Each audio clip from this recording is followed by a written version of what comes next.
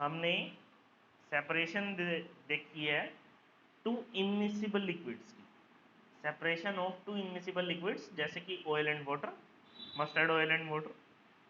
इसमें क्या होता है, लिक्विड्स जो हैं मिक्स नहीं होते जब इकट्ठे रहते हैं, जब साथ साथ रहते हैं तो लिक्विड्स जो है वो मिक्स नहीं होते, वो सेपरेट लेयर्स बना लेते हैं।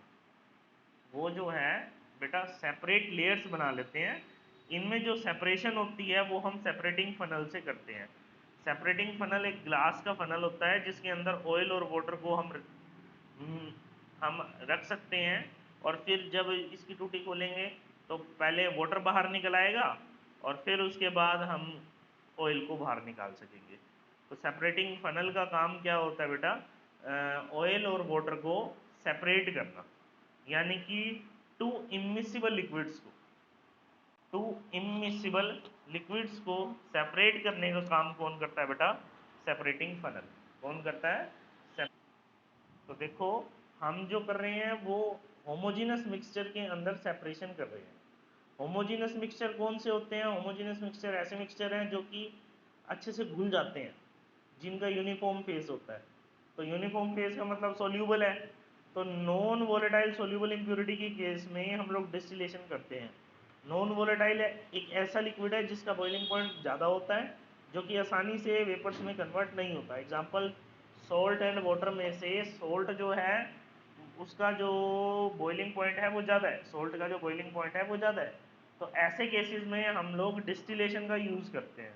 डिस्टिलेशन एक ऐसा प्रोसेस है जिसमें हम लिक्विड को वेपर में कन्वर्ट करेंगे गर्म करके, लिक्विड को गर्म करके वेपर में कन्वर्ट करेंगे और वेपर को दोबारा से ठंडा करके लिक्विड में कन्वर्ट कर देंगे।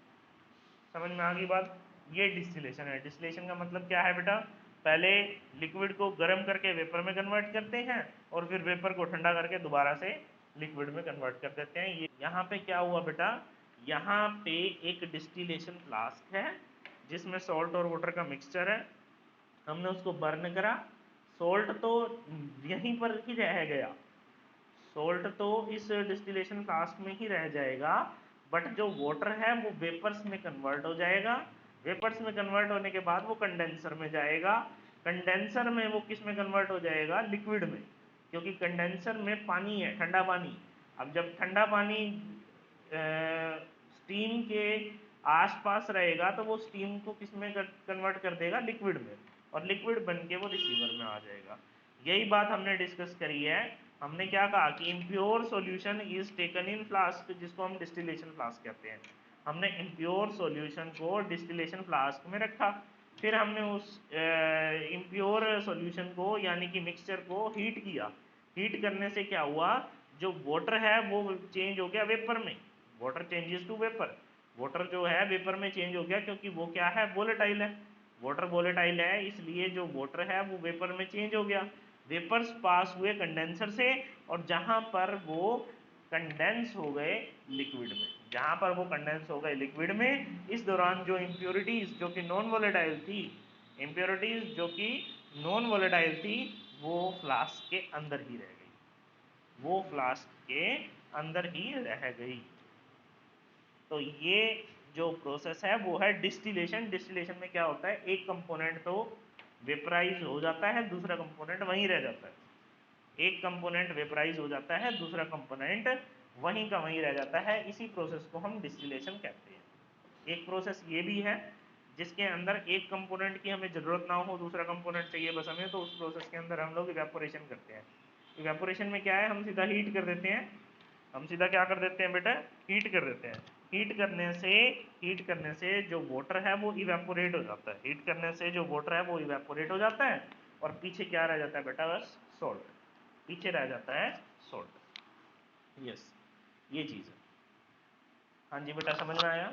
इवेपोरेशन करेंगे तो मैंने क्या कहा, मैंने कहा कि वोलेटाइल सोल्यूबल मिक्सचर को सेपरेट करने की जो सेपरेशन टेक्निक है वो किस चीज़ पे काम करती है, वो काम करती है कि उन दोनों कंपोनेंट्स का बॉइलिंग पॉइंट का डिफरेंस क्या है, based on difference in boiling point of constituent liquids. जो कॉन्स्टिट्यूएंट लिक्विड्स हैं उन दोनों के बॉइलिंग पॉइंट्स का डिफरेंस क्या है। अगर बॉइलिंग पॉइंट का डिफरेंस 25 डिग्री सेल्सियस से कम है, अगर बॉइलिंग पॉइंट डिफरेंस जो है दोनों कंपोनेंट्स का 25 डिग्री सेल्सियस से ज़्यादा है, कम नहीं ज़्यादा है तो सिंपल डिस्टिलेशन होएगी, और अगर 25 डिग्री सेल्सियस से कम है तो फ्रैक्शनल डिस्टिलेशन होएगी। फॉर एग्जांपल एसीटोन का है 55 डिग्री सेल्सियस, वाटर का है 100 डिग्री सेल्सियस, दोनों में जो डिफरेंस है वो 25 डिग्री सेल्सियस से ज़्यादा है, इसलिए एसीटोन और वाटर के अंदर हम लोग सिंपल डिस्टिलेशन कर लेते हैं। बट अल्कोहल का 80 डिग्री सेल्सियस है, वाटर का 100 डिग्री सेल्सियस है, दोनों के बीच में जो डिफरेंस है वो सिर्फ 20 डिग्री का है, तो इसमें हम लोग फ्रैक्शनल डिस्टिलेशन को प्रेफर करते हैं। अब क्या होती है फ्रैक्शनल डिस्टिलेशन?